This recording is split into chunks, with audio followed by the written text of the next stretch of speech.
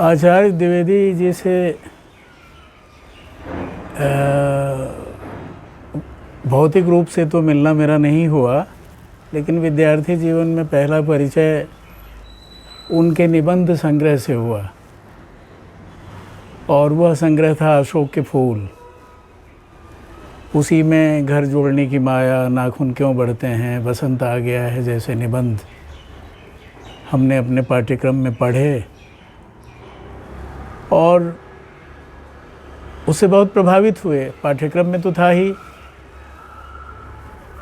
अपनी तरह के ये विलक्षण निबंध थे और निबंध शैली की जो उत्कृष्टतम संभावनाएं हो सकती हैं उनका आशय उन निबंधों में था। उसके बाद उतने अच्छे निबंध लिखे नहीं जा सकते थे। कोशिशें बाद में बहुत लोगों ने की उस परंपरा में, विद्यानिवास मिश्र ने, कुबेर नाथ राय ने आदि अनेक लेखकों ने प्रयत्न किए, कुछ सफल भी हुए, लेकिन वो स्वर्णिम काल था निबंध साहित्य का।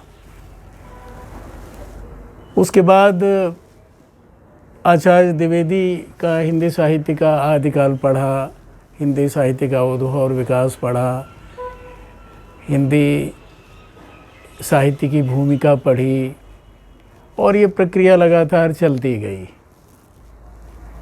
और फिर इन तीनों इतिहास की पुस्तकों से जो आचार्य शुक्ल के अंतर्विरोध थे उनका शमन हुआ। जैसे आदिकाल में आचार्य शुक्ल ने आदिकाल का आधार वीरगाथा काल को बनाया और आचार्य द्विवेदी ने उसका खंडन किया। उसी तरह से मध्यकाल को लेके, ख़ास तौर पे भक्ति साहित्य को लेके आचार्य शुक्ल की जो अवधारणा थी उसको अपने तर्कों से और प्रामाणिक साक्ष्यों के आधार पर द्विवेदी जी ने यह सिद्ध करने की चेष्टा की कि अगर मुस्लिमों का आक्रमण भारत पे न होता, यातना न भी होती हिंदू समाज को, तो भी 12 आना भक्ति काल का स्वरूप वैसा ही रहता। जबकि आचार्य शुक्ल ने ये कहा था कि यवनों के आक्रमण और हिंदू समाज की यातना के बरक्स समाज को ईश्वर की शरण में जाने के अलावा कोई चारा न बचा था। तो इस तरह से आचार्य द्विवेदी को पढ़ते हुए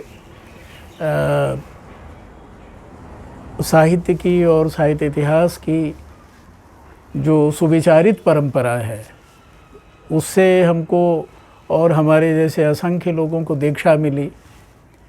और हम तो ये मानते हैं कि हिंदी साहित्य में आचार्य शुक्ल और आचार्य द्विवेदी दो ऐसे शिखर हैं जो अन्यतम हैं।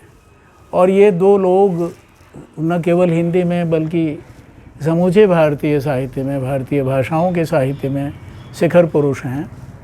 और इनका जो कुछ भी लिखा हुआ है, जो कुछ भी विचार किया गया है, वो हमेशा एक अकाट्य प्रमाण की तरह हमारे समाज में, हमारी पूरी मूल्य व्यवस्था में या विचारों की दुनिया में मौजूद है।